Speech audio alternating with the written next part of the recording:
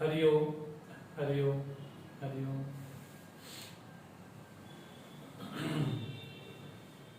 आज हम श्रीमद् भगवद गीता के 9वें अध्याय पे हम चर्चा करेंगे। बीच में एक दिन का अंतराल आ गया कल का, कुछ स्वास्थ्य की प्रतिकूलता के कारण हमने कल अवकाश लिया। आज हम पुनः उसी श्रृंखला को आगे ले जाते हुए हम 9वें अध्याय पे हम चर्चा करेंगे। भगवान को, पूज्य गुरुदेव को नमन करते हुए, प्रणाम करते हुए हम आज के सत्र में प्रवेश करते हैं।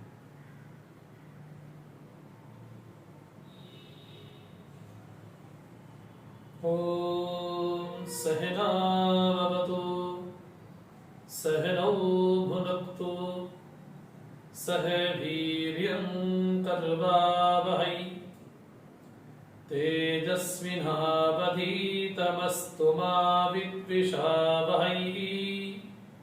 ओम शांति शांति शांति।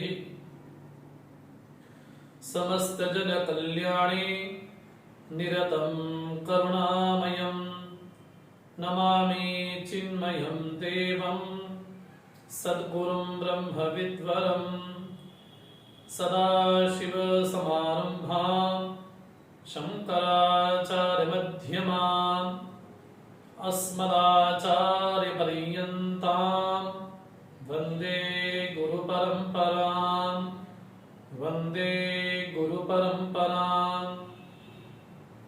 वसुदेवसुतं देवं कंसचाणूरमर्दनं देवकी परमानन्दं कृष्णं वन्दे जगद्गुरुं कृष्णं वन्दे जगद्गुरुं।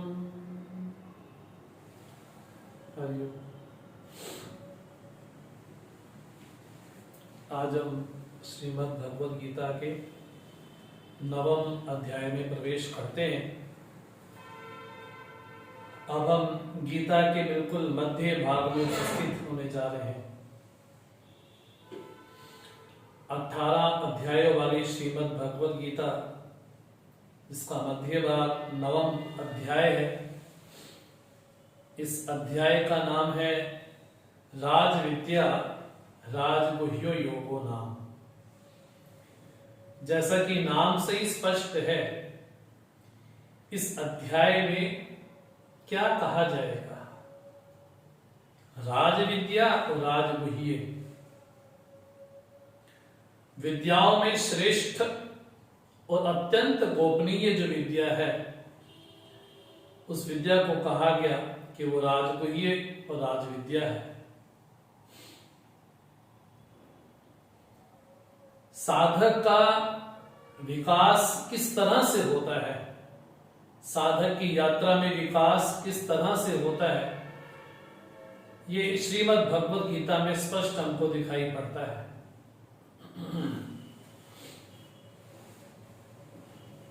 भगवान ने 8वें अध्याय में अक्षर ब्रह्म की चर्चा की। भगवान ने अर्जुन के द्वारा पूछे हुए 8 प्रश्नों का उत्तर दिया। अर्जुन ने पूछा था, किं तत् ब्रह्म किमध्यात्मं किं कर्म चाखिलम अधिभूतं च किं प्रोक्तम अधिदैवं किमुच्यते अधियज्ञा कथम कोत्र देहस्मिन् मधुसूदन। भगवान से अर्जुन ने 8 प्रश्न किए और भगवान ने प्रारंभ के 2 श्लोकों में अर्जुन के समस्त प्रश्नों को उत्तर दिया। लेकिन जो 8वां प्रश्न था कि प्रयाण काल में भी आपका स्मरण कैसे संभव है, कैसे होता है, जो संयत चित्त वाले हैं उनके द्वारा आपका यजन, आपका पूजन, आपका स्मरण कैसे होता है, तो भगवान ने प्रयाण काल को लेकर के बड़ी सुंदर भगवान ने उपदेश दिया। भगवान ने उसके बाद भगवान ने 2 प्रकार की जो गतियां हैं उन गति का वर्णन किया, जिसको हम उत्तरायण दक्षिणायन कहते हैं। लेकिन भगवान कहते हैं कि जो वास्तव में योगी है योगी इन गतियों में भ्रमित नहीं होता, मोहित नहीं होता। इसलिए भगवान ने आदेश दिया कि योगी भव, तुम योगी बनो।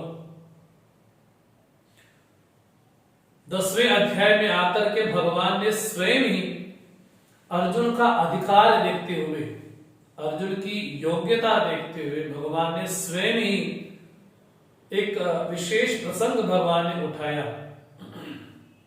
भगवान 9वें अध्याय में बोलते हैं, प्रथम श्लोक है 9वें अध्याय का, इदं तोते गुह्यतमं प्रवक्ष्यामि अनुसूयवे ज्ञानं विज्ञान सहितं यज्ञात्वा मोक्षसे अशुभात्। यहां पर भगवान ने अर्जुन के लिए जो टिप्पणी की है, जो शब्द बोला है, उससे स्पष्ट लगता है कि अर्जुन का विकास किस तरह से हुआ है। अर्जुन की बढ़ोतरी, अर्जुन का उत्तरोत्तर विकास जो साधक का होना चाहिए, वो उस शब्द से स्पष्ट नजर आता है। भगवान अर्जुन के लिए एक शब्द कहते हैं, हे अनुसूयवे अहम प्रवक्ष्यामि। हे अनुसूयवे, ये अर्जुन के लिए बड़ा प्यारा संबोधन भगवान देते हैं। तुम मेरे में दोष नहीं देखते हो और तुम्हारे में दोष बुद्धि है ही नहीं। तुम जो मेरे वचनों को सुन रहे हो, दोष रहित होकर के सुन रहे हो और प्रमाण मान के सुन रहे हो। ये उपदेश में जरूरी है, आवश्यक है कि जिसके प्रति भी उपदेश हम लेते हैं, जिससे उपदेश लेते हैं, उसके प्रति हमारी प्रमाण बुद्धि हो कि जो वहां से कहा जा रहा है वो शास्त्रोक्त वचन ही कहा जा रहा है। इसलिए जब तत्वबोध में भगवान आदिगुरु शंकराचार्य ने कहा श्रद्धा की दृष्टि, श्रद्धा कैसी हो, तो भगवान भाष्यकार ने कहा गुरु वेदांत वाक्येषु विश्वासा श्रद्धा। गुरु और वेदांत के वाक्यों में विश्वास होना ये श्रद्धा है। अर्जुन भगवान की वाणी को सत्य मान करके स्वीकार करते हैं। ये वही अर्जुन है जब भगवान से कहते हैं न योत्स्य, मैं युद्ध नहीं करूंगा। ये वही अर्जुन है जो भगवान को उल्हाना देते हैं कि हम बड़ा भयानक पाप करने जा रहे हैं। ये वही अर्जुन है जो भगवान से कहते हैं कि भिक्षमपि, मुझे भिक्षा मांगना ही श्रेष्ठ लगता है, इसलिए न योत्स्य गोविंदम, मैं युद्ध नहीं करूंगा। ये वही अर्जुन है जो भगवान से कहता है और निश्चल भाव से कहता है कि आपके जो वाक्य हैं मुझे मोहित से कर रहे हैं, इसलिए मुझे जो श्रेयस्कर हो, मेरे लिए श्रेयस्कर हो, वो मुझे आप बतलाएं। ये वही अर्जुन कहता है जो ये भगवान से उल्हाना देता है कि आपने जो साम्य योग बतलाया 6ठे अध्याय में, उसकी समता में स्थिर रूप से नहीं देख पा रहा। ये वही अर्जुन है जब भगवान से ये कहता है कि दोनों में संन्यास कर्म, संन्यास में कर्मयोग में क्या श्रेष्ठ है, वो मुझे आप बतलाओ, निश्चय पूर्वक कहो। वही अर्जुन के प्रति भगवान ने ये कहा 7वें अध्याय में, मय्यासक्त मनः पार्थ योगम युञ्ज मदाश्रयः। तुम मुझे आश्रय मानते हो, तुम्हारा मन मेरे में आसक्त है। वही अर्जुन ये भगवान से 8 प्रश्न करता है, जिसको हम अक्षर ब्रह्मयोग 8वां अध्याय कहते हैं। तो हम संक्षेप में ये देखते हैं कि अर्जुन का जो आध्यात्मिक विकास हुआ है, जो अधिकारी में योग्यता होनी चाहिए, अर्थात हम ये कह सकते हैं कि श्रीमद् भगवत गीता का अधिकारी कौन है, जिसमें ये विशेष सद्गुण हो। कौन सा? अनुसूयवे। अनुसूयवे अर्थात किसी में दोष नहीं देखना, दोष बुद्धि रहित जिसका चित्त हो। और दोष रहित भी कैसा? भगवान की वाणी को प्रमाण पूर्वक मान करके, स्वीकार करके अर्जुन यहां पर अधिकारी मान करके सुन रहा है। क्योंकि जब तक शिष्य गुरु के वाक्यों को प्रमाण मान करके स्वीकार करता है तो गुरु खुले हृदय से, प्रसन्न हृदय से अपने हृदय में बैठा हुआ समस्त ज्ञान उस शिष्य के प्रति समर्पित कर देता है, क्योंकि शिष्य सुनना चाहता है, शिष्य में दोष बुद्धि नहीं है। वैसे ही पुत्र अगर पिता की बात को ना माने तो धीरे धीरे पिता भी कहना बंद कर देता है। उसको ये लगता है इसको परवाह ही नहीं है, इसको सुनना ही नहीं, इसको सुनाया क्यों जाए। उसी तरह से भगवान उपदेश उसी व्यक्ति को देते हैं, या यूं कहें गीता के श्रवण का अधिकारी वही है जिसमें जिज्ञासा बढ़ती है और जिसमें ये विशेष गुण है अनुसूयवे। जीवन में शम भी हो, दम भी हो, तितिक्षा भी हो, श्रद्धा भी हो, एकाग्रता भी हो, लेकिन एक विशेष गुण ये भी साधक में हो कि वो अनुसूयवे हो, वो उसमें दोष बुद्धि ना हो किसी के प्रति। क्योंकि अभी हम देख करके आए हैं 8वें अध्याय में अर्जुन ने जब पूछा अध्यात्म क्या है, तो भगवान ने कहा था कि स्वभाव अध्यात्म उच्चते, स्वभाव को अध्यात्म कहा। तो उसका अर्थ हमने देखा था आध्यात्मिक कौन है। आध्यात्मिक किसी क्रिया विशेष करने वाले को आध्यात्मिक नहीं कहते। आध्यात्मिक वो व्यक्ति है जो मन के व्यापार को, जो बुद्धि के व्यापार को, जो इंद्रियों के व्यापार को, जो प्राणों के व्यापार को, जो व्यवहार को समझता हो बारीकी से और उसके परिशुद्ध भी करता जाए, उसको साफ भी करता जाए। यदि मेरे में कोई दुर्गुण है, कोई दुष्ट संस्कार है, तो आध्यात्मिक व्यक्ति वही है उन दुर्गुणों को, दुष्संस्कारों को, दुष्ट संस्कारों को दूर करता है। यह आध्यात्मिक है। वैसे ही भगवान कहते हैं हे अनुसूयवे, तुम्हारे में एक विशेष गुण है अर्जुन, तुम दूसरे में दोष नहीं देखते हो। ये अर्जुन की यात्रा है, या यूं कहें कि गीता के साधक की यात्रा यही है, जब उसके जीवन में विशेष गुण आ जाए कि किसी में दोष बुद्धि ना देखे।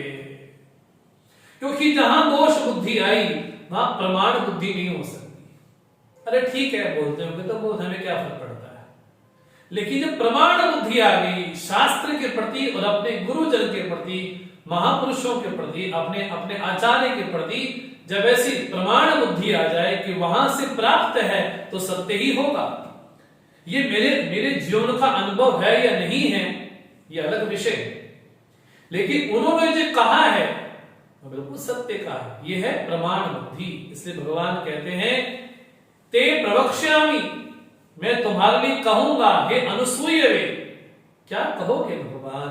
भगवान कहते इदम गुह्यतमं प्रवक्ष्यामि, ये गोपनीय ब्रह्म ज्ञान तुमको बतलाऊंगा मैं। क्योंकि पहले हम देख करके आए हैं कि गीता के 3 विभाग किए गए, तत्त्वमसि। तो 7वें अध्याय से लेकर के 12वें अध्याय तक एक विषय है तत्पद का। तत् मैंने उस परमात्मा का, उस परमात्मा से जुड़ने का जो साधन है वो भगवान के विषय में ज्ञान और भगवान की भक्ति। तो 7वें अध्याय में भगवान ने अपनी भक्ति और ज्ञान का विशेष वर्णन प्रारंभ किया, लेकिन 8वें अध्याय में अर्जुन को कुछ प्रश्न हो गया, उस प्रश्नों का निराकरण भगवान ने किया। अब जो 7वें अध्याय में प्रसंग चल रहा था, भगवान उसी विषय को आगे लेकर के चलते हैं। भगवान कहते इदम प्रवक्ष्यामि, इदम गुह्यतमं प्रवक्ष्यामि। हे अर्जुन, तुमको मैं बड़ा गोपनीय जो ब्रह्म ज्ञान है, जो आत्म ज्ञान है, वो तुमको बतलाऊंगा मैं। भगवान कहते हैं कैसा ज्ञान होगा वो गोपनीय कैसा होगा? ज्ञानम विज्ञान सहितम। हे अर्जुन, न केवल ज्ञान होगा अपितु उसमें मेरा अनुभव भी होगा। अनुभव के सहित तुमको मैं बतलाऊंगा। भगवान, इससे होगा क्या? अब तक तो जीवन में बहुत कुछ सुना है, लेकिन उस ज्ञान को सुनने के बाद, उस विज्ञान को, उस अनुभव को सुनने के बाद जीवन में परिणाम क्या होगा, उससे मिलेगा क्या? तो भगवान कहते हैं यज् ज्ञात्वा मोक्ष से अशुभात्, जिसको जान करके अशुभ से तुम मुक्त हो जाओगे। भगवान यहां पर गीता में बार बार बल देते हैं कि वस्तु का ज्ञान होना चाहिए। बस दो शब्द हैं, थोड़ा संप्रदाय में कहे जाते हैं, एक होता है वस्तु तंत्र, एक होता है पुरुष तंत्र। पुरुष तंत्र अर्थात शिवलिंग में शिव की बुद्धि करना, शालग्राम में विष्णु की बुद्धि करना, ये इसके अधीन है, ये पुरुष उसके अधीन है। वो उसको पत्थर भी मान सकता है, उसको शालग्राम भी मान सकता है, उसको शिवलिंग भी मान सकता है, ये इस विषय में स्वतंत्र हो। इसको बोलते हैं पुरुष के अधीन है, इसलिए पुरुष तंत्र है। लेकिन अग्नि को मैं देव मान भी सकता हूं, नहीं भी मान सकता हूं, ये मेरे अधीन है, वो पुरुष तंत्र है। लेकिन शब्द है वस्तु तंत्र। हम अग्नि को स्पर्श करें, हमारा हाथ जल जाए और दोबारा कभी अग्नि के समक्ष हम जाए तो हाथ आगे ले जाने से डरेंगे। क्यों? क्योंकि उनको ज्ञान है कि पहले ज्ञान हमने छुआ था, हमारा हाथ जल गया था। ये क्या है? बोले अग्नि को स्पर्श करे ना भी जलाए, बोले ऐसा नहीं, ये ज्ञान पक्का ही है। इसको बोलते हैं वस्तु तंत्र है। वो ज्ञान मेरे अधीन नहीं, उसके अधीन रहता है। मुझे बिजली की तार को हमने पकड़ा था, कभी तो करंट लगा था, और दोबारा कभी वैसी स्थिति आई तो हम उसको छुएंगे नहीं। क्यों? हम ये नहीं कहेंगे कि मैं छू भी सकता हूं, नहीं भी छू सकता हूं ना, वो ज्ञान मेरे अधीन नहीं है, फिर वो वस्तु तंत्र हो गया। उसी तरह भगवान कहते हैं यज्ञ ज्ञात्वा, जिसको जान करके भगवान कहते हैं अशुभात मोक्ष से, अशुभ से मुक्त हो जाओगे। जिसको जान करके, भगवान कर्म से नहीं, बोले कर्म से मुक्त नहीं हो सकते, उपासना से, बोले नहीं, तो किससे मुक्त हो सकते हैं? बोले यज्ञ ज्ञात्वा, जिसको जान करके, अर्थात परमात्मा एक जानी जाई वस्तु है, जिसको जान करके ही मुक्त हो सकते हैं। इसलिए वेद भी बोलता है हृदय ज्ञानात् मुक्ति ही, बोले बिना ज्ञान के मुक्ति संभव नहीं है। देखिए भगवान कहते हैं अशुभात मोक्ष से, अशुभ से मुक्त हो जाओगे। अशुभ मैंने क्या? बोले संसरण ही, जीवत्व ही, बंधन ही अपने आप में अशुभ है। इस अशुभ से तुम मुक्त हो जाओगे। आपने इस विद्या का इतना बड़ा फल कह दिया कि जिसको जानने मात्र से व्यक्ति मुक्त हो सकता है। किससे? बोले जो जीवत्व है, जो संसरण है, जो जन्मना मरना है, जो संसरण होता चला रहा है, बोले संसरण से बड़ा कोई दुख नहीं है। जन्म लेना अपने आप में बड़ा दुखदाई है, इसको संभालना बड़ा दुखदाई है, मिल गया तो संभालना बड़ा दुखदाई है। उम्र के केवल 10 से 15 वर्ष ही होते हैं जिसको कह सकते हैं एंजॉय करने वाले हैं। उसके अलावा बोले तो शरीर तो पल पल व्यक्ति को दुख और कष्ट के अलावा कुछ नहीं देता है। बोले देह धारण करना ही अपने आप में बंधन है। इसलिए भगवान कहते हैं अशुभात मोक्ष से, अशुभ से मुक्त हो जाओगे। ऐसा ज्ञान, और ज्ञान भी कैसा? अनुभव के सहित तुमको बतलाऊंगा, क्योंकि तुम्हारे में योग्यता कैसी है अर्जुन? अनुसूयवे, तुम दोष बुद्धि नहीं रखते हो। इसलिए गीता जब समापन होगी तो भगवान स्वयं बोलेंगे ये ज्ञान किसको नहीं मिलना चाहिए। गीता का अनधिकारी कौन है? अधिकारी नहीं, अनधिकारी कौन है? तो भगवान ने कहा इदं तेना तपस्ताय न भक्ताय कदाचन न च अश्रुष्वे वाच्यम न च माम अभ्यसूयति। जो तपस्वी ना हो, जो भक्त ना हो, जिसमें दोष बुद्धि हो, हाँ जी, जो मेरे में दोष देखता हो, बोले ऐसे को गीता नहीं सुनाना। इसलिए भगवान कहते हैं गीता श्रवण का अधिकारी कौन है? अनुसूयवे, जिसमें दोष बुद्धि नहीं है, अर्थात जो वेद की वाणी को, जो सदगुरु की वाणी को प्रमाण पूर्वक स्वीकार करता है, भले मेरा अनुभव हो या ना हो। इसलिए भगवान कहते हैं अहम ते प्रवक्ष्यामि, तुमको बतलाऊंगा। भगवान उस विद्या की विशेषता क्या है जिसको जान करके मैं मुक्त हो जाऊंगा? भगवान कहते हैं वो विद्या कैसी है? राज विद्या राजगुह्यम पवित्रम इदम उत्तमम प्रत्यक्षावगमम सुधर्म्यम सुसुखम कर्तुम अव्ययम। भगवान कहते हैं वो कैसी विद्या है? बोले वो सामान्य विद्या नहीं है। भूत विद्या, नक्षत्र विद्या, ज्योतिष विद्या। जब नारद जी सनकादिक ऋषि के पास गए और सनकादिक ऋषि को ये कहते हैं छांदोग्य उपनिषद में कि मुझे तो बहुत प्रकार की विद्याएं आती हैं, गणित विद्या, भूत विद्या, नक्षत्र विद्या, ज्योतिष विद्या, बोले बहुत प्रकार की विद्याएं मुझे आती हैं, लेकिन मैं फिर भी शोक करता हूं, फिर भी शोक करता हूं। बोले वो विद्या तो है, और विद्या वास्तव में है क्या? बोले सा विद्या या विमुक्त, बोले जो व्यक्ति को मुक्त कर दे बंधन से, भव बंधन से, दुष्टों से, दुष्ट संस्कारों से मुक्त कर दे, बोले वास्तव में वही विद्या है। सा विद्या या विमुक्त है। बोले कि ये कौन सी विद्या है? को सामान्य विद्या नहीं है, कोई लौकिक विद्या नहीं है, कोई आजीविका चलाने के लिए विद्या मात्र नहीं है। बोले कौन सी विद्या है? बोले राज विद्या, विद्या नाम राजा, विद्याओं में अग्रगण्य है, विद्या में अतिशय प्रकाश वाली है। कैसी विद्या? बोले जो व्यक्ति को भवबंधन से मुक्त करा दे। इसलिए वेद भी कहता है द्वे विद्ये वेदितव्ये, दो प्रकार की विद्या इसको जानना चाहिए, परा विद्या और अपरा विद्या। अपरा विद्या को लौकिक विद्या कह सकते हैं, भौतिक विद्या कह सकते हैं, लेकिन अपरा विद्या तो ऐसी।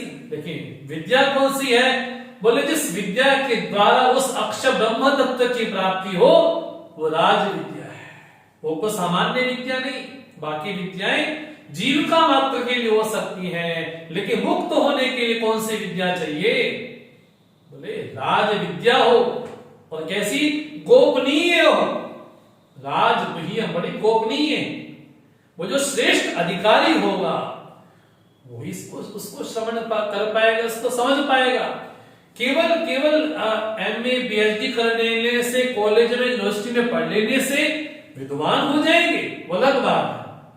लेकिन इसकी जो गोपनीयता है वो तभी समझ में आती है जब संप्रदाय पूर्वक इस विद्या को पढ़ा जाए, समझा जाए।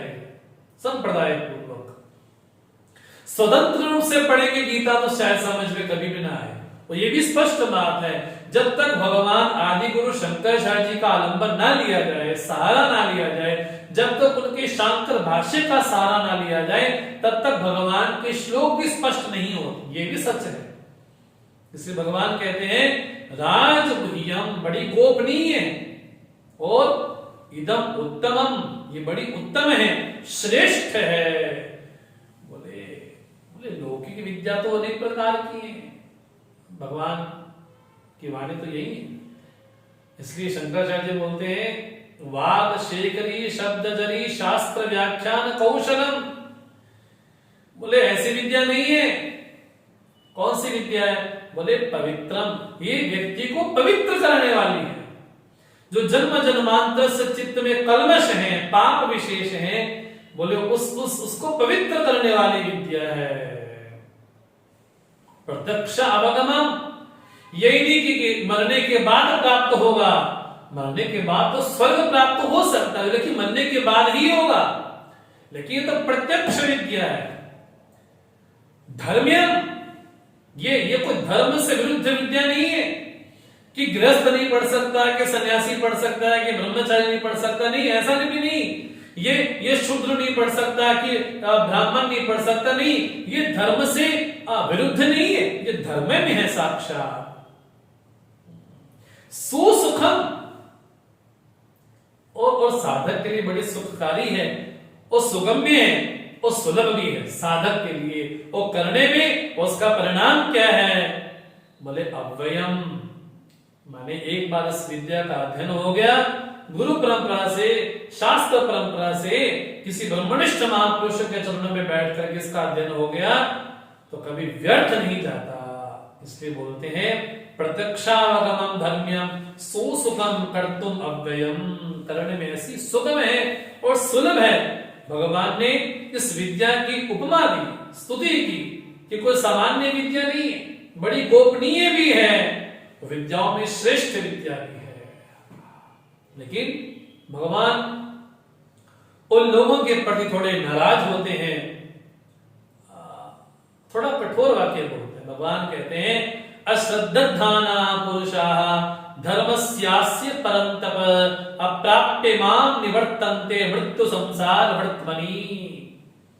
हे परन्तप, परांतापयति, दूसरों को तप्त करने वाले अर्जुन, शत्रुओं को भयभीत करने वाले अर्जुन, अश्रद्धाना पुरुषाः अस्य धर्मस्य, जो व्यक्ति इस मार्ग में, इस आत्मज्ञान में, इस आत्मज्ञान के साधनों के प्रति इसके मन में श्रद्धा नहीं है, जब उनको ये कहा जाए कि भोग के बिना भी सुख हो सकता है, उनको क्या, अरे अरे भोग के बिना कहीं सुख होता है, उनकी इस मार्ग में श्रद्धा ही नहीं हो पाती।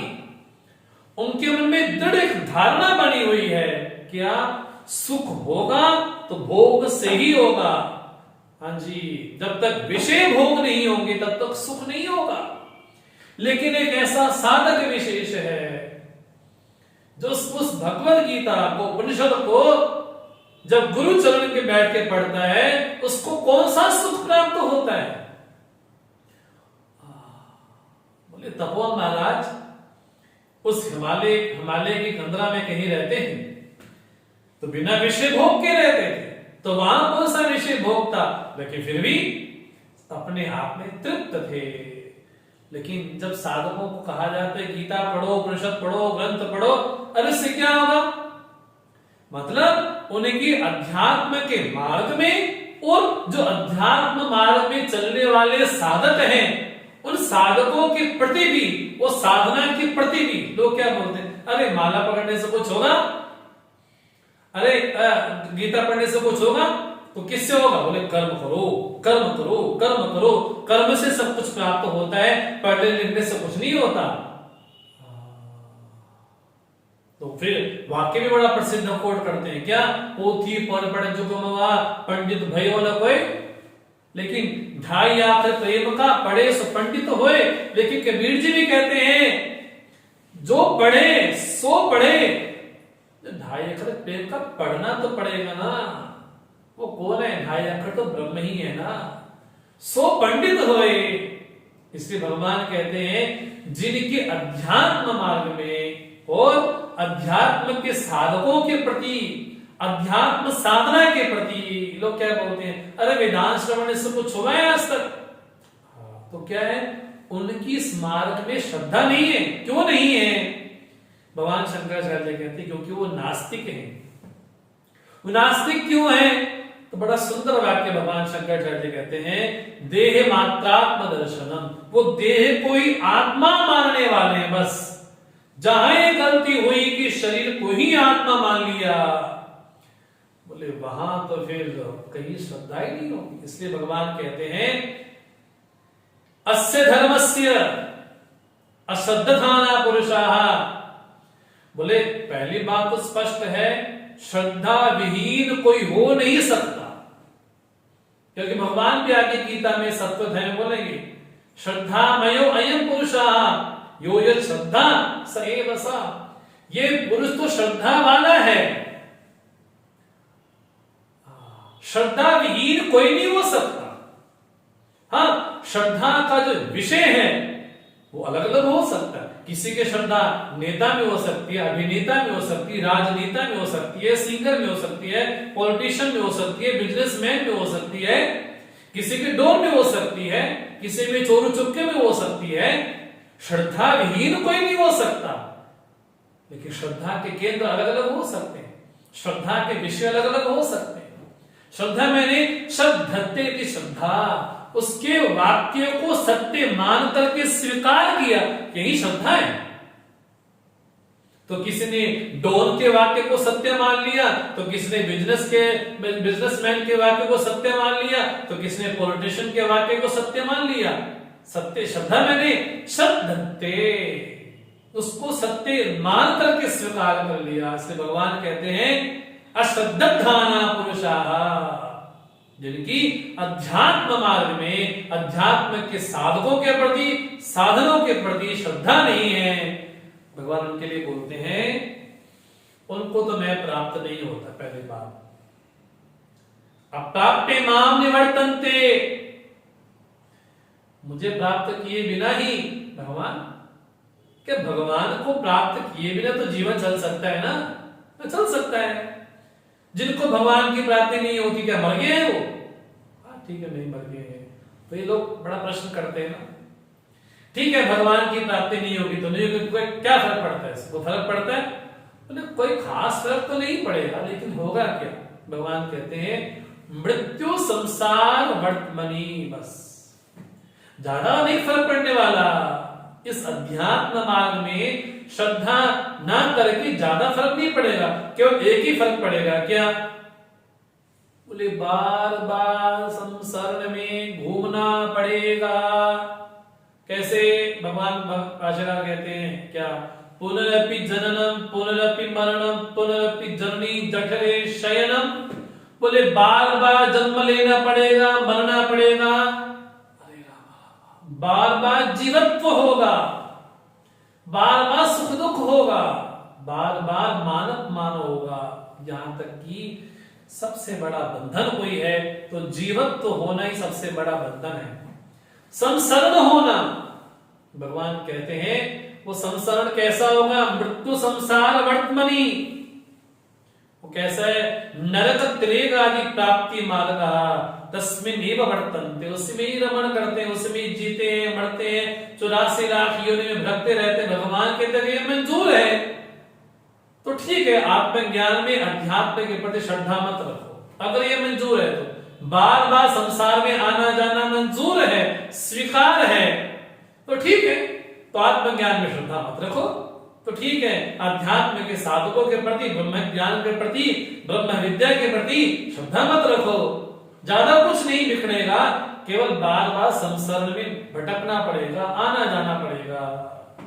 तो भगवान ने इस अध्याय में प्रारंभिक 3 श्लोकों में भगवान ने इस विद्या की स्तुति की।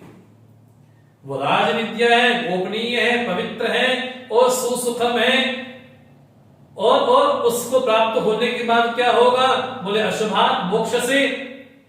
भगवान ने 3 श्लोकों में इसकी बड़ी महिमा गाई, इस विद्या की। जो चीज बड़ी विशेष होती है ना, और उसकी बड़ी महिमा गानी पड़ती है, जो बड़ी विशेष चीज हो, जो बड़ी कीमती चीज होती है ना, वो घर में कहीं कुर्सी पे, कोई टेबल पे ऐसे नहीं पड़ी रहती। जो बड़ी कीमती चीज होती है ना, वो छुपाई जाती है किसी विशेष अलमारी में, है ना। जो हीरा हो कोई टेबल पे नहीं रख देते, हीरा कहाँ रखते हैं? बोले जो अलमारी हो उसको भी ताला लगा के रखते हैं। बाकी चीज तो घर पे पड़ी रहती हैं, लेकिन जो गोपनीय हो वो अहले गैर नित्य खैर को नहीं मिलती। कैसे ही? बोले वो संदूक में, अलमारी में पड़ी होती है।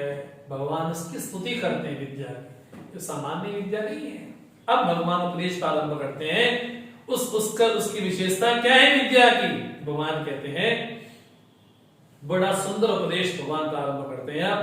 मया ततमिदं सर्वं जगद व्यक्त मूर्तिना मस्थानि सर्वभूतानि न चाहं तेष्वस्थिता। इदम सर्वम, ये सब कुछ, इदम शब्द वाच्य जो भी कुछ है वो सब कैसा है? भगवान कहते हैं इदम सर्वम जगत, ये जो सारा जगत है, मया अव्यक्त मूर्तिना व्याप्तम ततम व्याप्तम, मुझ अव्यक्त मूर्ति के द्वारा, मुझ अस्तित्व के द्वारा जो है बना है, उसके द्वारा इदम शब्द वाच्य जो भी कुछ है वो सब व्याप्त है। इदम मैंने बोले जिसको भी ये करके बोला जाए वो सब इदम है। वो हमारी इंद्रियां भी हो तो 10 हमारी इंद्रियां, वो भी इदम इदम बोलते, ये इंद्रियां। 5 विषय बोले उसको भी इदम ये करके बोल देते हैं। बोले 5 भूत, उसको भी इदम करके बोल देते हैं। बोले जो कर्म करते हैं वो भी इदम करके बोलते, वो इदम। अहंकार है, महातत्व है, त्रिगुण है, यहां तक कि हमारे कर्म है, संस्कार राशि है, इतना, बोले पूरी सृष्टि तो आ गई। भगवान कहते हैं इदम सर्वम, ये सारा का सारा जगत मेरे द्वारा व्याप्त है। भगवान की व्यापकता कैसी है? क्या ऐसे व्यापक तो नहीं है कि जैसे पानी में हमने चीनी घोल दी और नमक घोल दिया, क्या वैसे व्यापक तो नहीं है? बोले ऐसा व्यापक नहीं हो गए। तो भगवान कैसे व्यापक हैं कि हमने लोहे को किसी आग में डाल दिया और लाल सुर्ख हो गया तो उसमें अग्नि व्याप्त हो गई, क्या भगवान ऐसे व्यापक है जगत में? बोले ऐसा व्यापक भी नहीं। क्या भगवान ऐसे व्यापक हो, उस मिट्टी से कसोरा कुल्लड़ सुराई न जाने क्या क्या बना, क्या मिट्टी जिस तरह से उसमें व्यापक है क्या वैसे व्यापक हो? बोले कहने को कह सकते लेकिन इतना मात्र नहीं, समझने के लिए ठीक है। तो कैसे व्यापक हो? बोले जिस तरह से सर्प में रज्जु व्यापक है, हाँ जी, यहां तक कि उपनिषद भी बोल देता है ये व्यापी व्यापक भाव भी मिथ्या, ये देखा जाए तो। लेकिन समझने के लिए भगवान क्या कहते हैं, ये सारा जगत मेरे द्वारा व्याप्त है। व्याप्त है अर्थात जिस तरह से उस सर्प को जो सत्ता मिली, ये सर्प है, ये सत्ता भी उस रज्जु के कारण ही मिली। इसलिए भगवान कहते हैं मुझ अव्यक्त मूर्ति के द्वारा ये सारा जगत व्याप्त है। कहने का भाव ये है ये सृष्टि जो है वो कोई जड़ से पैदा नहीं हुई, किसी शून्य से पैदा नहीं हुई। इसलिए बोलते हैं चेतन पूर्विका इयम सृष्टि। ये जो सृष्टि है वो चेतन पूर्विका है, इसके मूल में चेतन है, अर्थात जड़ से शून्य से त्रिगुण से सृष्टि प्रारंभ नहीं हुई है। भगवान कहते हैं, भगवान कहते हैं मुझ अव्यक्त मूर्ति के द्वारा यह सारा जगत व्याप्त है और मस्थानी सर्वभूतानि, सारे भूत मुझ में स्थित हैं। लेकिन भगवान कैसे? सारे भूत मेरे में स्थित हैं, लेकिन न चाहम तेषु अवस्थिता, में उनमें स्थित नहीं हो। भगवान समझ नहीं आई। एक तरफ आप कह रहे हैं सारे भूत मेरे में स्थित हैं, अब बताइए अब कहा जाए परमात्मा हर जगह रहता है तो यहां पर हो गया, रहता है यहां पर, नो डाउट कि यहां पर नहीं रहता है, लेकिन ये आधार नहीं है, कोई आधेय वस्तु नहीं है कि ये कोई वस्तु को यहां पर रख दिया तो परमात्मा कैसे बोले आधेय भाव में स्थित हो गया। बोले ऐसा नहीं है परमात्मा। बोले शरीर में मन रहता है कि मन में शरीर रहता है? बोले देखा जाए तो मन में रहता है और शरीर में रहता है, लेकिन मन तो व्यापक है। जो व्यापक होगा वो कोई एक पांच भूत के शरीर में तो रहेगा नहीं। बोले शरीर में आत्मा है या आत्मा में शरीर है? लोग क्या बोल देते हैं अगर शरीर ही नहीं होगा तो आत्मा कहां से हो जाएगी? मतलब आत्मा को रहने के लिए एक शरीर चाहिए, कौन सा? जो पंचभूत से बना है, जो कि विनाशी है। और आत्मा कैसी? वो तो विनाशी सत्ता है। मतलब अविनाशी सत्ता किसमें रहेगी? विनाशी में। तो लोग क्या बोल देते हैं? बोले शरीर में आत्मा रहता है, शरीर में। ये मूढ़ बुद्धि है। भगवान भाष्यकार की दृष्टि में कहते मूढ़ बुद्धि है ये कि शरीर में आत्मा रहेगा या आत्मा में शरीर रहेगा। यदि शरीर में आत्मा है वो तो अजर अमर अविनाशी है, तो इस पांच भूत के शरीर में है वो कैसे रह सकता है? जब भगवान ये कहते हैं कि सभी भूत मुझ में स्थित हैं, मस्थानी सर्वभूतानि, इसका मतलब ये नहीं है कि आश्रय आश्रित संबंध हो गया, वो आश्रित है और मैं आश्रय हो गया। बोले ऐसा संबंध में नहीं है। बोले शरीर में आत्मा? बोले नहीं, आत्मा भी शरीर है। शरीर में मन? बोले नहीं, मन में शरीर है। मतलब जो व्यापक होगा, जो सूक्ष्म होगा, सीधा सीधा अर्थ है, जो सूक्ष्म होगा व्यापक होगा, और जो स्थूल होगा वो तो बड़ा सीमित दायरे में होगा। इसे भगवान कहते हैं मैं तो व्यापक हूं। कैसा? बोले रज्जू की तरह, रस्सी की तरह व्यापक हूं, हर जगह गया हूं, हर जगह समाया हूं। लेकिन मेरे पे दोष मत लगा देना कि इस तरह से मैं आधे भाव में स्थित हूं। अर्थात पूरा जगत मेरे में स्थित है। लेकिन भगवान कैसे कहते हैं, क्या न चाहम तेषु अवस्थिताः, मैं उनमें अवस्थित नहीं हूं। भगवान ने जब ऐसे कहा ना, न चाहम तेषु अवस्थिताः, तुरंत भगवान अगले श्लोक में बोलते हैं, जहां भगवान ने चौथे श्लोक में कहा मस्थानि सर्वभूतानि, सारे भूत मुझ में स्थित हैं। अब भगवान कहते हैं क्या, न च मस्थानि भूतानि, भूत मेरे में स्थित नहीं है। अरे भगवान कभी कुछ बोलते हो, एक तरफ आप ये बोलते हो कि सारे भूत मेरे में स्थित हैं, तुरंत अगला वाक्य क्या बोलते हैं, न च मस्थानि भूतानि, भूत मेरे में नहीं है। भगवान ये कहना क्या चाहते हो? भगवान कहते हैं पश्य, देखो। बोले क्या, मैं योगम मैं ऐश्वरम, मेरा योग भी देखो और मेरा ऐश्वर्य भी देखो। योग मैंने यथार्थ में भगवान जैसे हैं। हाँ जी, सूर्य दृष्टि से ना कभी उदय हुआ ना अस्त हुआ, सूर्य की दृष्टि से न कभी हमसे छोटा है, लेकिन पृथ्वीवासियों का अनुभव कैसा है, उदय अस्त भी होता है, तुम्हारे सत्य को नहीं झुटलाया जा सकता। सुबह होती है तो जो पंछी हैं, पक्षी हैं, वो चहचह करते हैं, उसको नहीं झुटला सकते। संध्या काल होने के बाद, रात्रि होने के बाद हम विश्राम की स्थिति में जाते हैं, इसको नहीं झुटला सकते। भगवान कहते हैं ये योग भी है सूर्य का, कि ना होते हुए भी, उदय अस्त ना होते हुए भी सबके दिनचर्या चलती है। ये उसका ऐश्वर्य है कि दिनचर्या भी चलती है। भगवान कहते हैं मैं योग पश्य, मैं ऐश्वर्य पश्य। हे अर्जुन, मेरा योग भी देखो और मेरा ऐश्वर्य भी देखो, ना हुए भी सबके बीच में हो। भूतविद, मैं भूतों का भरण पोषण करने वाला भी हूं। न चतुर्थस्था, हाँ जी, मैं वहां स्थिति भी नहीं हूं। ये क्या है, ये मैं भूतों का उत्पन्न करने वाला भी मैं हूं। आपकी वाणी, आप कहते हैं मस्थानि सर्वभूतानि, सारे भूत मुझ में स्थित हैं, और एक तरफ आप ये कहते हैं न च मस्थानि भूतानि, कि मुझ में स्थित नहीं है। मतलब भगवान कहना चाहते हैं ये मेरा योग है, ये मेरा ऐश्वर्य है। इस बात को समझाने के लिए भगवान स्वयं एक दृष्टांत देते हैं। उस दृष्टांत के जरिए बात स्पष्ट हो जाती है। तो भगवान दृष्टांत क्या देते हैं छठे श्लोक में, यथा आकाश स्थितो नित्यम वायु सर्वत्र वो महान, तथा सर्वाणि भूतानि वस्थानि उपधारय इति उपधारय। हे अर्जुन, इसको जानो। कैसे जाने प्रभु? भगवान कहते हैं यथा आकाश स्थिता नित्यम वायु सर्वत्र वो महान। बोले वायु कितने वेग से चलती है, सबको उड़ा ले जाती है, सबको ध्वंस कर देती है।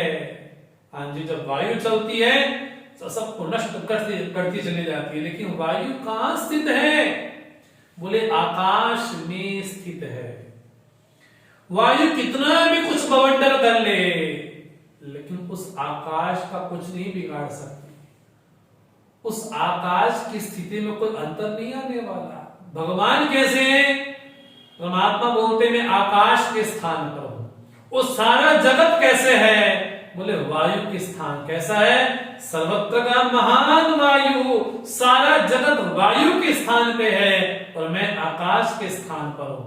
आकाश हर जगह गया हुआ है, लेकिन वहां जाने के बाद भी किसी से चिपकाने वाला नहीं है। बोले हमारी नासिका में भी आकाश है, कर्ण में भी आकाश है, और जहां बैठे वहां भी आकाश है। तो हम आकाश में हैं या आकाश हमारे में है? हाँ जी, बिना आकाश की कृपा तो बैठ भी कहां पाएंगे हम? आकाश हर जगह गया हुआ है, उसके बिना किसी का अस्तित्व नहीं है। एक कोई मोटा सरिया भी क्यों ना हो ना, बड़ा ठोस ठोस लगता है।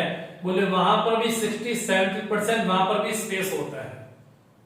बोले आकाश तो हर जगह गया हुआ है, उसके बिना तो कहां हो पाएगा? बोले भगवान बोलते मैं आकाश स्थानीय हूं और जगत वायु स्थानीय है। मतलब वायु कितना भी भ्रमण कर ले, लेकिन वायु बिना आकाश के नहीं रह सकती। इसलिए जो उत्पत्ति क्रम हुआ सृष्टि में, तो उपनिषद ये बोलता है आत्मना आकाशा संभूता आकाशाद वायु। ये वायु क्या है बोले, इसका कार्य तो है, लेकिन भगवान कहते हैं पर कार्य कारण संबंध नहीं है। मैं कारण कैसा हूं, अगर परमात्मा को कारण मान लिया तो कारण में यही समस्या है, कारण मानते ही उसमें परिणाम स्वीकार करना पड़ेगा। और जहां परिणाम स्वीकार कर लिया तो वहां उसकी नित्यता बाधित हो जाएगी। इसलिए बोलते हैं मैं कारण होने के बाद भी अकारण हूं। इसलिए भगवान कहते हैं सारा जगत मुझ में स्थित है। कैसे? हाँ जी, यथा आकाश स्थिता नित्यम वायु सर्वत्र वो महान। वायु दौड़ती है, चलती है, फिरती है, वो भ्रमण करती है, नाचती गाजती सब करती है। कहा? आकाश के सन्निधि में ही करती है, आकाश में रह करके ही करती है। इसलिए भगवान कहते हैं इति उपधार, इसको जानो। आज तुम्हारा अनुभव नहीं है लेकिन फिर भी इसको जानो, क्योंकि हे अर्जुन सर्वभूतानि कौन्तेय प्रकृतिं यान्ति मामिकाम् कल्पक्षे पुनस्तानि कल्पाद विसृजाम्यहम् प्रकृतिं स्वामवष्टभ्य विसृजामि पुनः पुनः भूतग्रामिमं कृष्णम् अवशं प्रकृते वशात्। हे अर्जुन सर्वभूतानि कौन्तेय मामिकाम् प्रकृतिं यान्ति। जब सारा प्रलय हो जाएगा ना, सब प्रलय हो जाएगा, वो कहां प्राणी कहां जाए, हम कहां जाएंगे?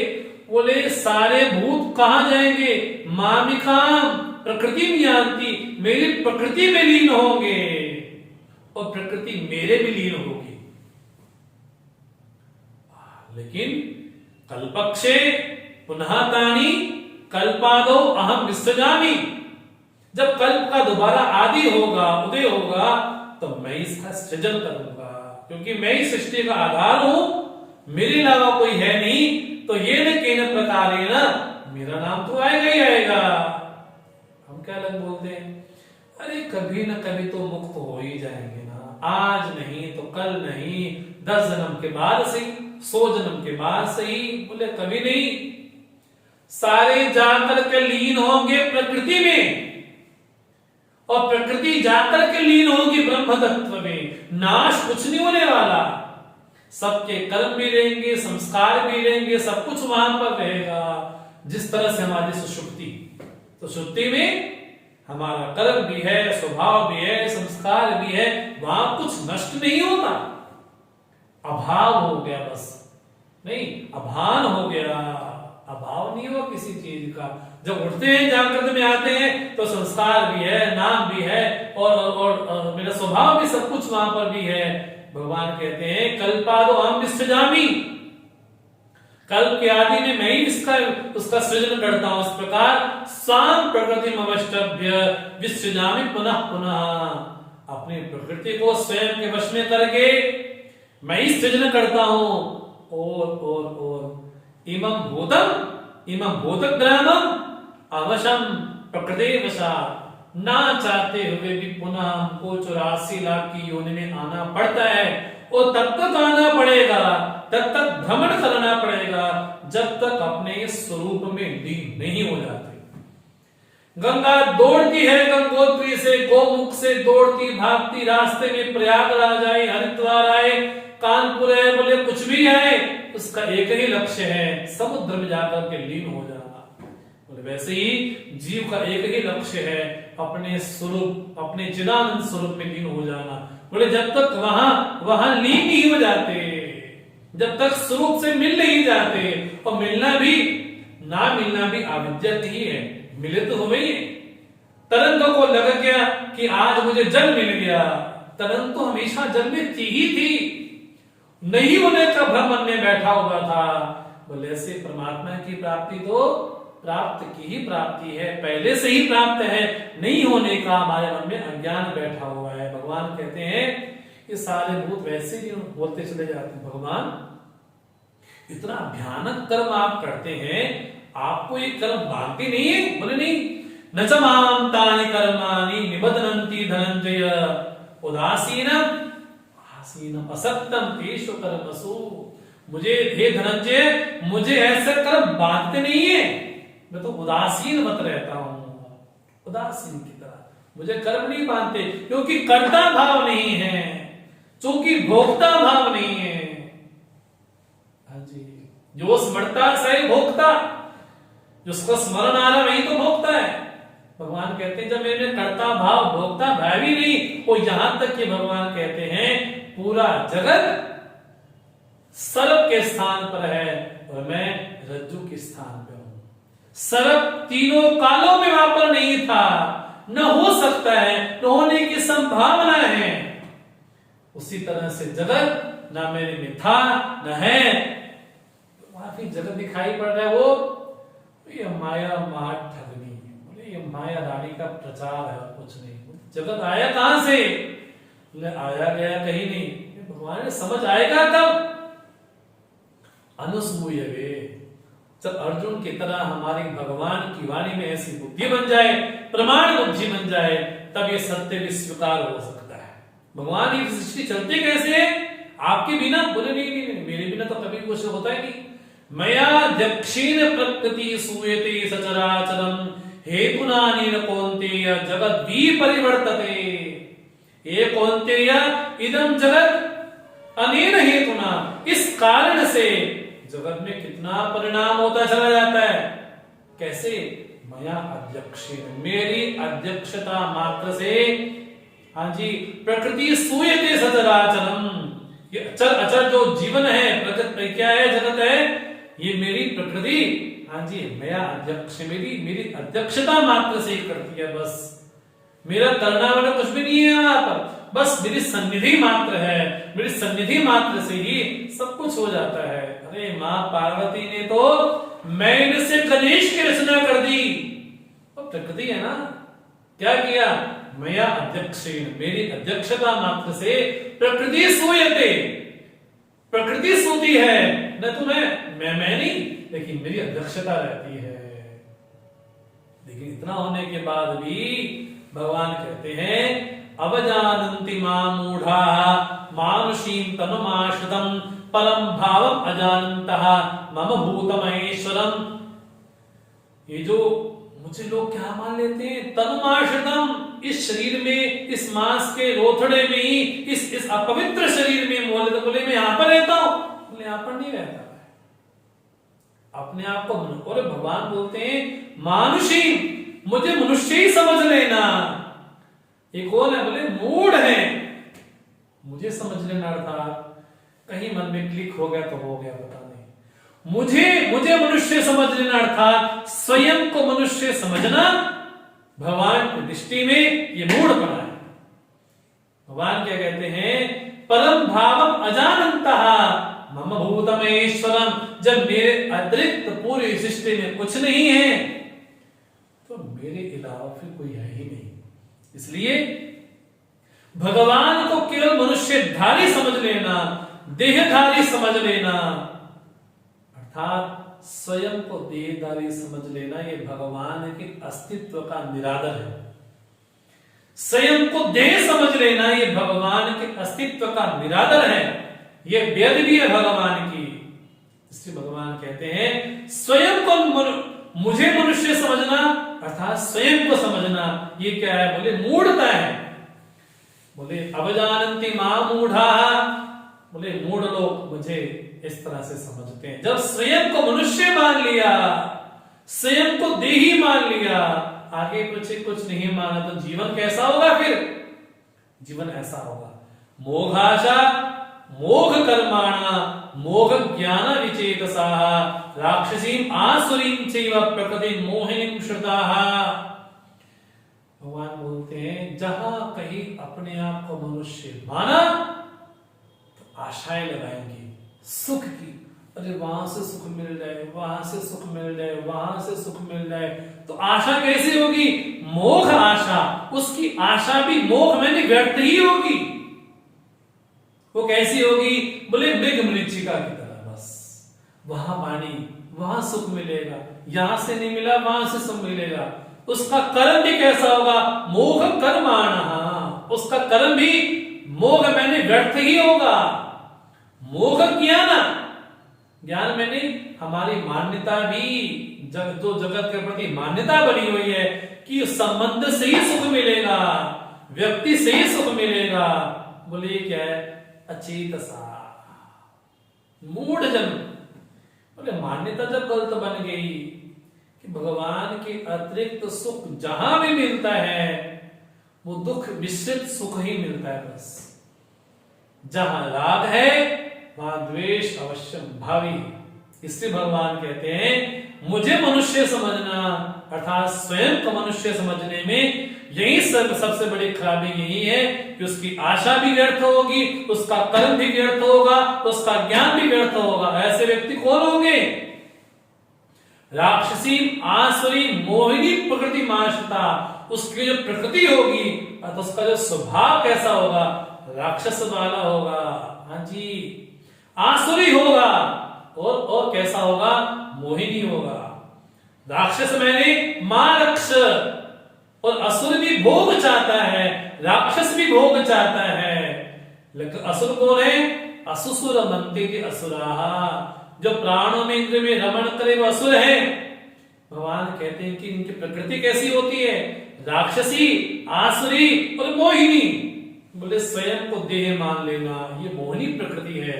ऐसे लोग क्या बोलते हैं? भगवान शंकराचार्य बोलते हैं चिंदी भिंदी पिब खाद परस्वर अपहर इति मदनशीला।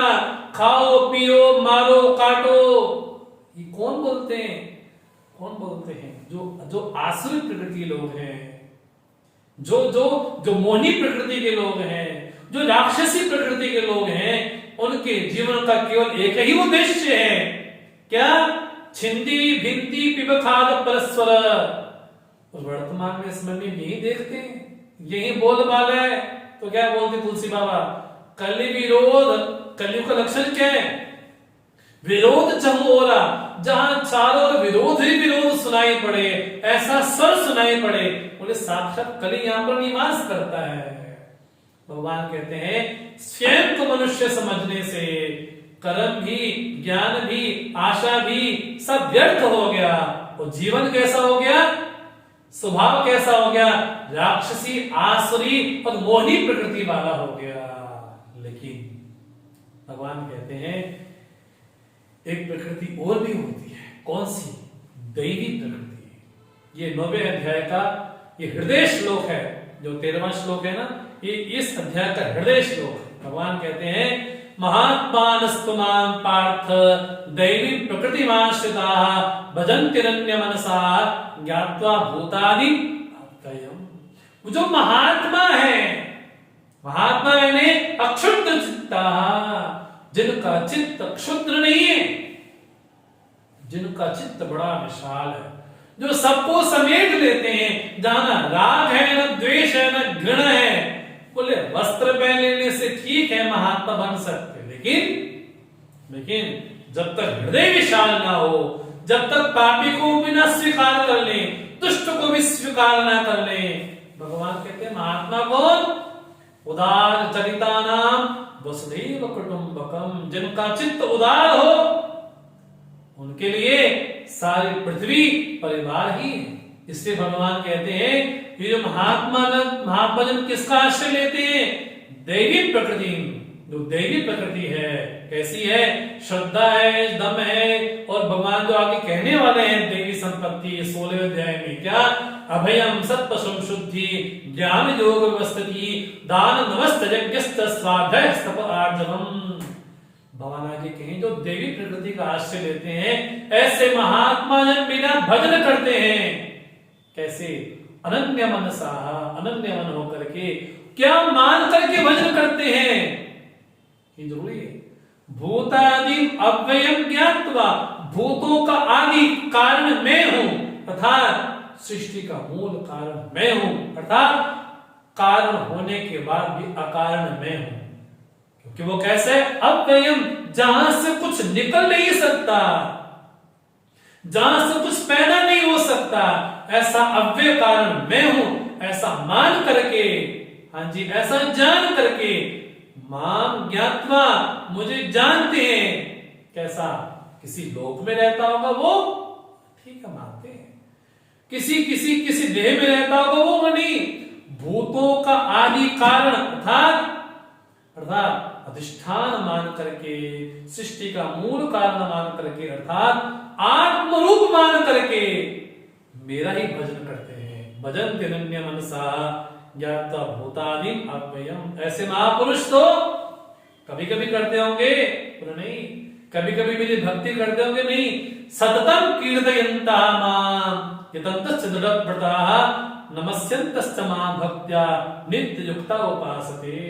नित्य मेरा ही कीर्तन करते हैं। कीर्तन मैंने भगवान की कीर्ति का गायन करना भी कीर्तन है।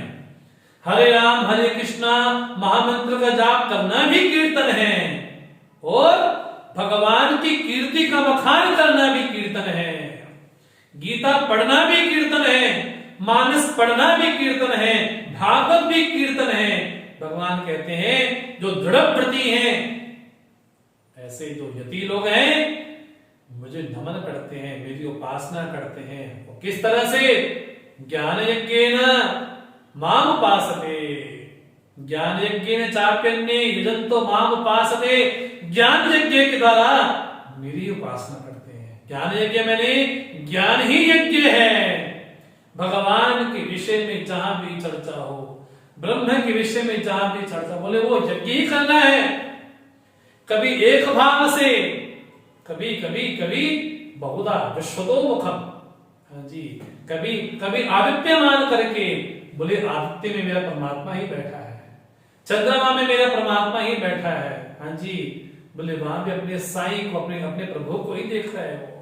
और बहुधा विश्वतोमुखम, बोले पूरे जगत में ईश्वर बुद्धि मान करके जगत को प्रभु में देखते। ऐसे तुलसी बाबा क्या बोलते हैं? सिया राममय सब जग जानी, करो प्रणाम जोरी जुग पानी। वो जगत को कैसे देखते हैं? वो उपासना राम जी की कैसे कर रहे हैं? विश्वतोमुखम, पूरे विश्व को ही अपने परमात्मा का स्वरूप मान करके उनकी उपासना करते हैं। भगवान कहते हैं जब मेरे अलावा कोई है ही नहीं तो उपासना भी कैसे करेंगे? अहम कर्तु अहम यज्ञ सदा अहम औषधम मंत्रोहम अहम एवाज्यम अहम अग्नि अहम हुतम। यज्ञ भी मैं हूं, स्वधा भी मैं हूं, और उसमें जो अर्पण सामग्री है वो भी मैं हूं, और तो मंत्र भी मैं ही हूं, क्योंकि मेरे अलावा किसी का अस्तित्व नहीं है। इसलिए ऐसा महापुरुष यज्ञ भी करता है। और कैसा? बोले मुझे ही, क्योंकि मैं ही सब में समाया हूं, अहम कर्तु। भगवान तो यहां तक बोल देते हैं पिता अहमस्य जगता माता धाता पितामह वेद्यम पवित्रम ओंकार ऋक्साम यजुरेव च। मैं इस जगत का पिता हूं। माता कोई दूसरा होगा? अहम माता, भरण पोषण करने वाली तो मां, वात्सल्य मां, बोले मैं वही हूं। धाता मैंने, विधाता भी मैं हूं। अच्छा, आप पिता हो गए, कोई परदादा कोई हो रहोगे? बोली अहम पितामह, इस जगत का पितामह भी मैं हूं, पिता भी मैं हूं, और माता भी मैं हूं।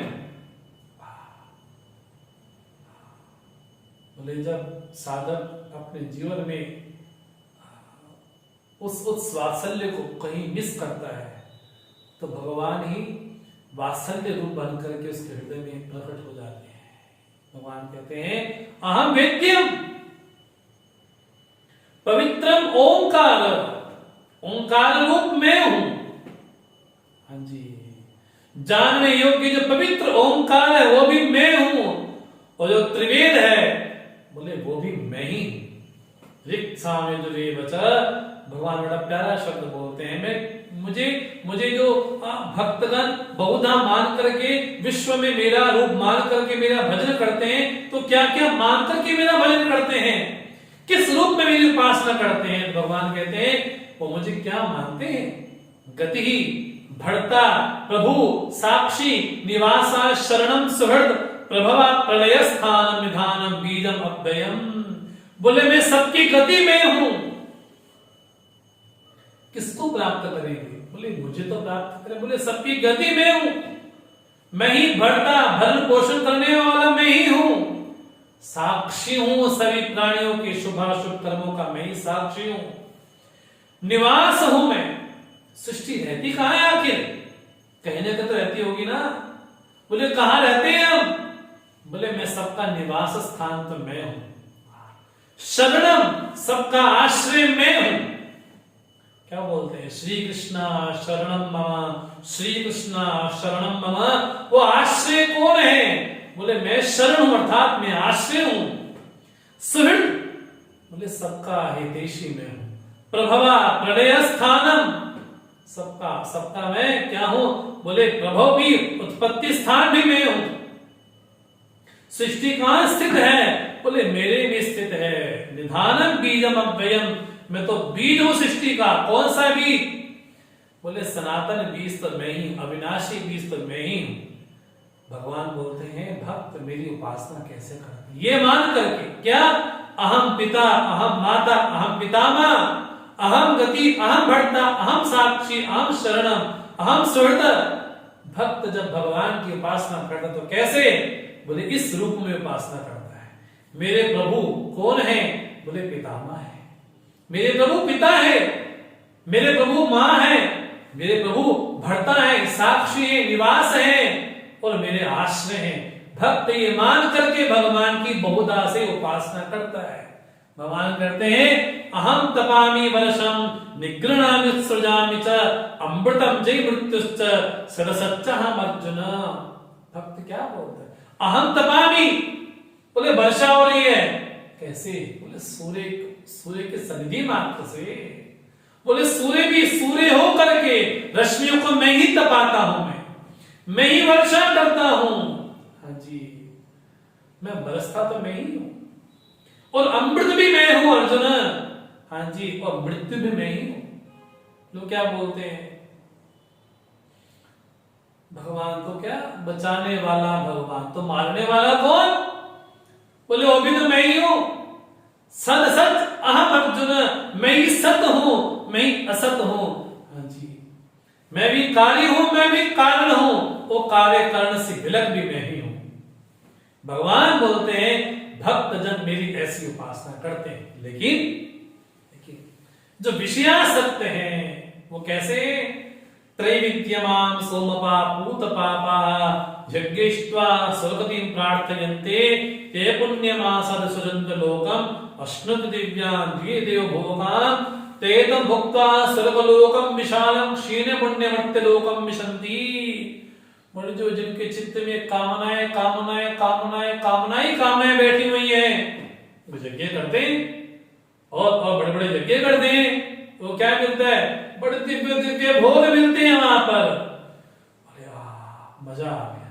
इंद्र के पास उनका सिंहासन लगता है, बड़े दिव्य भोग वहां पर लेते हैं, लेकिन भगवान कहते हैं क्षीणे पुण्य मर्त्य लोकम विशन्ति। पुण्यों के बल से, पुण्य की कमाई के बल से स्वर्ग मिला। हाँ जी, हम तो स्वर्ग नहीं मानते, कम से कम स्वर्ग नहीं मानते हो तो शोभन प्रसिद्धि तो मानते होगे ना। शोभन प्रसिद्धि मैंने क्या? आसपास कंफर्ट्स हो, लग्जरी लाइफ हो, वो किसका बल है? बोले धन है तभी तो, लेकिन जहां धन का नाश हो वो नष्ट हुए। बोले स्वर्ग भी कैसा है? बोले शोभनतम प्रसिद्धि है, वहां पर भी दिव्य भोग हैं, लेकिन वहां पर भी कैसे जाते हैं? अपने पुण्यों के प्रताप से जाते हैं। लेकिन जहां पुण्य नष्ट हुए क्षीणे पुण्य मर्त्य लोकम विशन्ति। इस प्रकार काम कामा लभन्ते गता गतम, उनका जाना ऐसा चला करता है। लेकिन अब बड़ा प्यारा श्लोक भगवान बोलते हैं, बड़ा प्रसिद्ध श्लोक है गीता का। अनन्या चिन्तयन्तो मां ये जना पर्युपासते तेषां नित्याभियुक्तानां योगक्षेमम् अहं वहामि। ये भगवान का दिव्य तो घोष है। भगवान डंडे की चोट पे कहते हैं अहम वहामि, मैं ढोता हूं। किसको?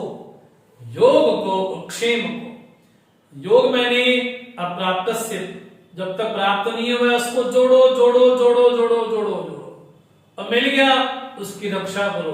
बोले सारे मर्द हम यही करते हैं, पहले जोड़ते हैं फिर जोड़ने में उसकी रक्षा करो, तो सारा जन्म इसमें खप मरता है। भगवान क्या बोलते हैं, साधु को चिंता नहीं करनी पड़ती कि जीवन कैसा चलेगा, साधु को चिंता नहीं करनी पड़ती कि जीवन में कल क्या होगा। उसको तो ये लगता है कि आज तक जिसने दिया है, आज तक जिस महादेव ने पाला है, आगे भी वही पालेगा। इसलिए ये जो भक्त कौन है, नित्य अभियुक्त हैं और अनन्य भाव से मेरा चिंतन करते हैं, ऐसे लोगों के प्रति भगवान बोलते हैं मैं उनके योग क्षेम का वाहन मैं करता हूं। ये उपासना है, इस ऐसी उपासना भगवान से करें। भगवान कहते हैं जो अन्य देवता की उपासना भी करते हैं, देखा जाए तो डायरेक्टली इनडायरेक्टली मेरी उपासना करते हैं। तेपि मां भी वो कौन ते जंती अविधि पूर्वकम, वो देवता की उपासना भी क्यों ना करते हो, लेकिन मेरे अलावा कोई है ही नहीं, तो देखा जाए तो मेरी उपासना करते, लेकिन भले अविधि पूर्वक करते हो। बोले एक तो होते कर्म पे आश्रित, एक होते देवता पे आश्रित, लेकिन ये भक्त कौन है, बोले मेरे पे आश्रित। इसलिए भगवान कौन है, स्वयं भगवान ही कहते हैं अहम ही सर्वयज्ञानां भोक्ता च बभूरेव च न तुमाम अभिजानन्ति तत्त्वेनादश्च वन्दिते। मैं ही समस्त यज्ञों का भोक्ता प्रभु ईश्वर मैं ही हूं। बात बड़ी स्पष्ट है, सापेक्ष और निरपेक्ष। सूर्य की दृष्टि से बड़ी स्पष्ट बात, हमेशा हमेशा एक जैसा ही है। हाँ जी, भगवान की दृष्टि से भगवान पहले बोलकर क्या है 5वें अध्याय में, हाँ जी, न कर्तृत्व न कर्माणि लोक सृजति प्रभु, न कर्ता भाव है न लोक का सृजन करता हूं, वो सूर्य की दृष्टि से। लेकिन भक्त की दृष्टि से भगवान बोलते हैं अहम भोक्ता, यज्ञ किया उसका फल, बोले मैं ही तो दूंगा और कौन देगा, मैं ही स्वामी हूं, मैं ही ईश्वर हूं। लेकिन एक होती ईश्वर बुद्धि, एक होती देव बुद्धि। ये देवता है, ये ईश्वर है, ये सर्वाधिष्ठान है, ये सर्वज्ञ है, सर्वांतर्यामी है, ये ईश्वर बुद्धि है। देवता मैंने बोले ये यही फल देने वाला है, बस तो कुछ नहीं देने वाला। इसलिए भगवान कहते हैं यान्ति देवपटा देवान पितृण यान्ति पितृव्रताः भूतानि यान्ति भूतेज्या यान्ति मज्जाजिनोऽभिमान्। तो देवताओं का जन्म करते हैं उनको देवताओं की प्राप्ति होती है, जब पितरों का करते हैं उनको पितरों की, और जब भूतों की करते हैं उनको भूतों की प्राप्ति होती है। लेकिन जो मुझे सर्वाधिष्ठान, सर्वज्ञ, सर्वांतर्यामी, हाँ जी, अंतर्यामी, सर्वांतर्यामी, सर्वव्यापक, ये मान करके मेरी उपासना करते हैं, वो मुझे प्राप्त करते हैं। भगवान आपकी भक्ति कैसे हो प्रभु, कुछ भक्ति का साधन बतलाएं।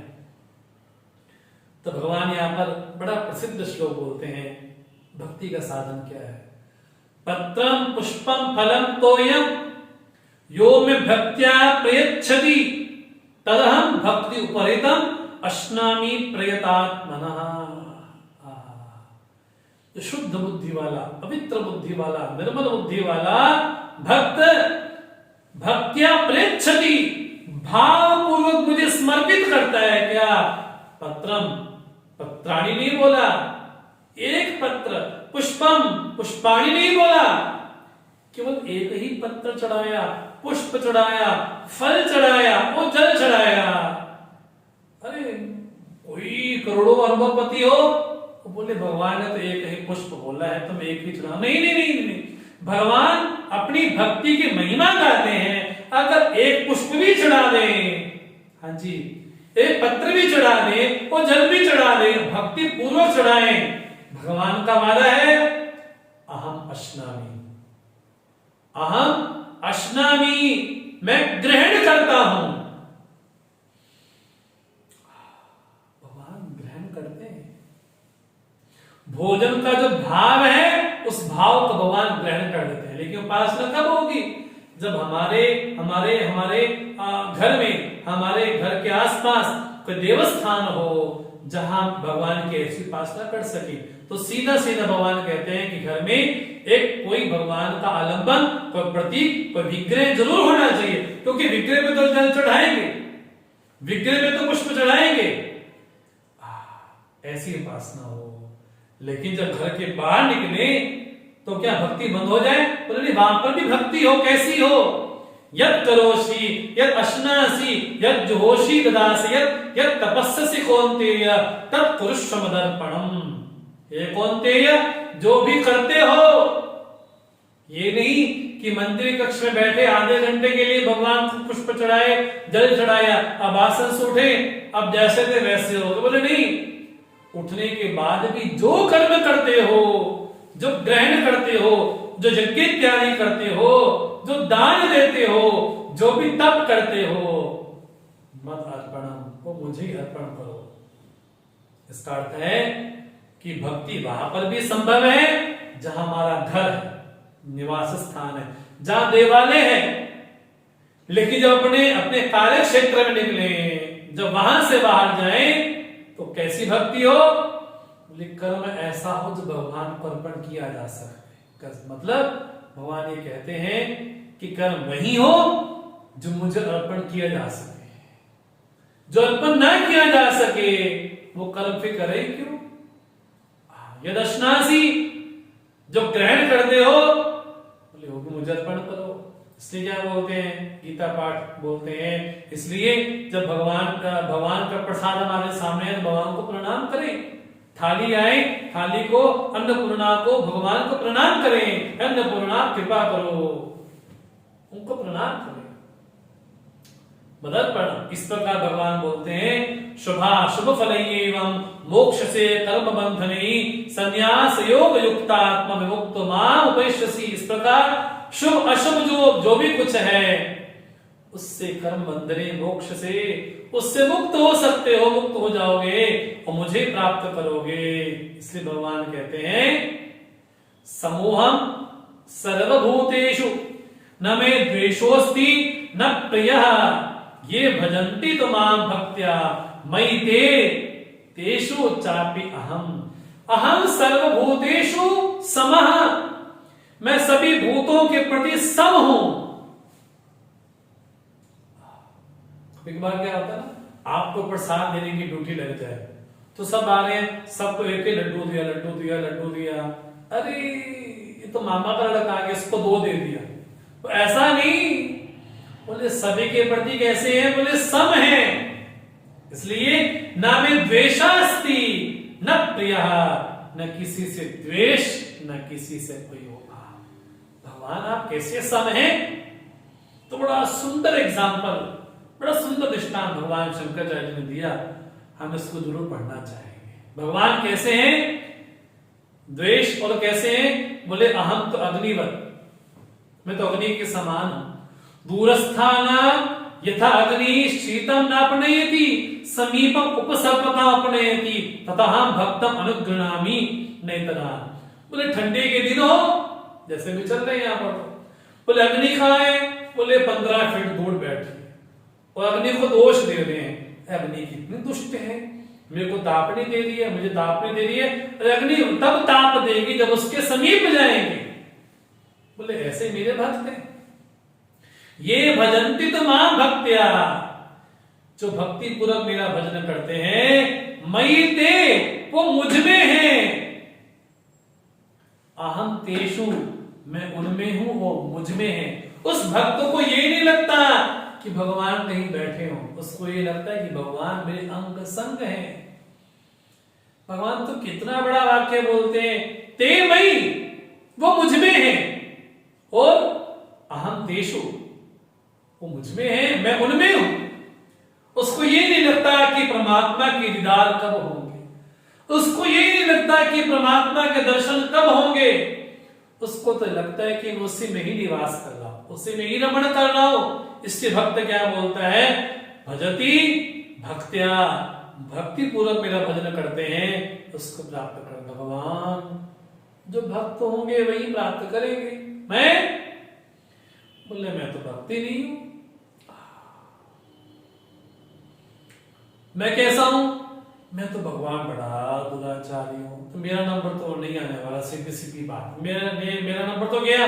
बोले नहीं, अभी से सुदुराचारः भजते माम अनन्य भाव साधु एव समन्तव्यः सम्यक व्यवसितो ईसा।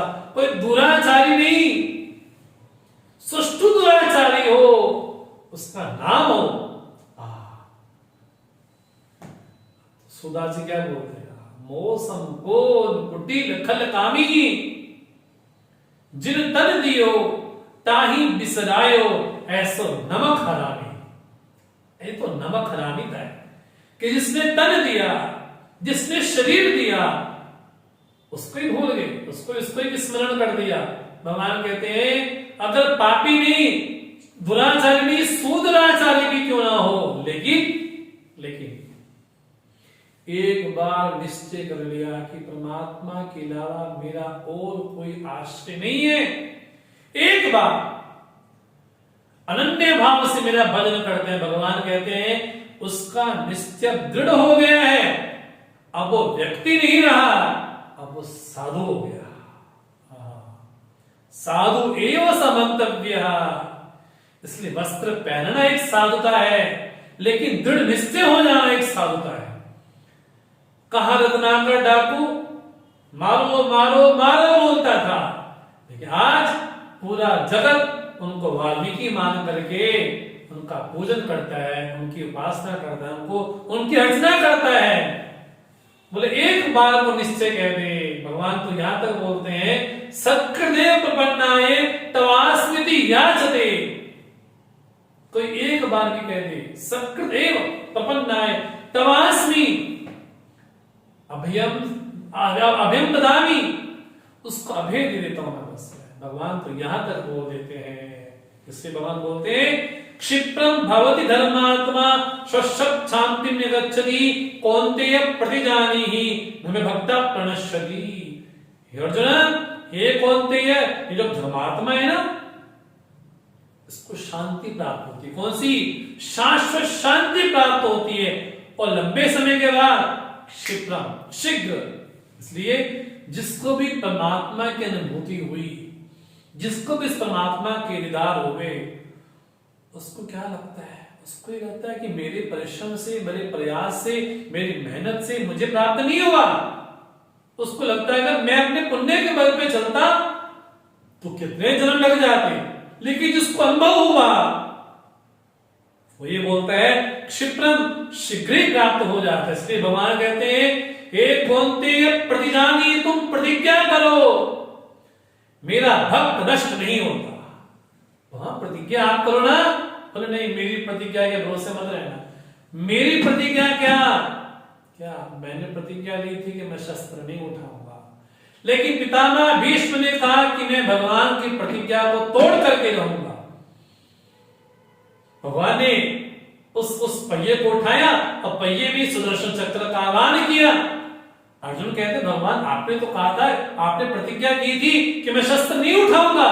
भगवान कहते हैं कि भक्त की प्रतिज्ञा को पूरा करना मेरी प्रतिज्ञा है। इसलिए भगवान कहते हैं हे कौन्तेय प्रतिजानी न मे भक्ता प्रणश्यति, मेरा भक्त कभी नष्ट नहीं होता। भक्त कैसा होगा? समर्पित अंतरात्मा, जो मुझे समर्पित है, ऐसा भक्त कभी नष्ट नहीं होता। इसलिए भगवान बोलते हैं मामि पार्थे पाश्रित्य येपि सुपाप योनया स्त्रियो वैश्य तथा शूद्रा तेपि यान्ति परां गतिम्। जो पाप योनि भी क्यों न है, जो गीध आदि पाप योनि है, वो भी परां गतिम् यान्ति, मुझे प्राप्त करते हैं। और अगर कोई श्रेष्ठ हो, किम पुनः ब्राह्मणा पुण्या भक्ता राजसथा अनित्यम असुखम लोकम एवं प्राप्य भजस्वमा। जो पुण्यशाली है, जो धर्मात्मा, उनके बारे में तो कहना ही क्या। इसलिए इस अनित्य संसार में रह करके, हाँ जी, इस असुख संसार में रह करके, हाँ जी, माम भजस्व, मेरा भजन करो। भगवान कहते मेरा भजन कैसे हो?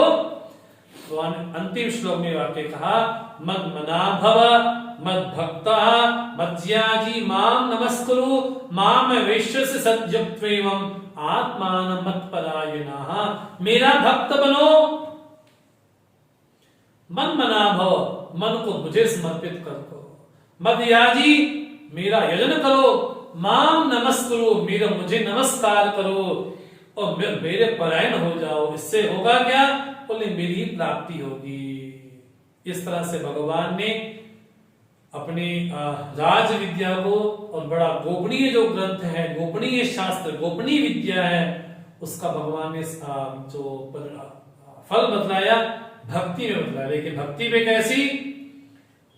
कैसी भक्ति? बोले द्वैत वाली नहीं, तुझमें मुझमें कुछ भेद नहीं, ऐसी भक्ति को भगवान ने कहा। और 9वें अध्याय के अंतिम भगवान ने कहा कि मेरा ही भक्त बने। इसी को लेकर के भगवान अब अपनी विभूतियों का वर्णन अब अगले अध्याय में करेंगे। तो समय का ध्यान रखते हुए हमने आज विहंगम दृष्टि से इस अध्याय को हमने देखा है। तो कल हम 10वें अध्याय पर हम चर्चा करेंगे। ओम सर्वे भवन्तु सुखिनः। अभी हमने इसकी क्षमा चाहेंगे, जो पुष्पिका वाक्य वो नहीं पढ़ा। ओम तत्सत् इति श्रीमद्भगवद्गीतासु उपनिषत्सु ब्रह्म विद्यायां योग शास्त्रे श्री कृष्णार्जुन संवादे राजगुह्य योगो नाम 9मोऽध्यायः। ओम सर्वे भवन्तु सुखिनः, सर्वे सन्तु निरामयाः, सर्वे भद्राणि पश्यन्तु, मा कश्चित् दुःखभाग् भवेत्। असतो मा सद्गमय, तमसो मा ज्योतिर्गमय, मृत्युर्मामृतं गमय। ओम पूर्णमदः पूर्णमिदं पूर्णात् पूर्णमुदच्यते पूर्णस्य पूर्णमादाय पूर्णमेवावशिष्यते। ओम शांति शांति शांति। हरि ओम। श्री गुरुभ्यो नमः। हरि ओम।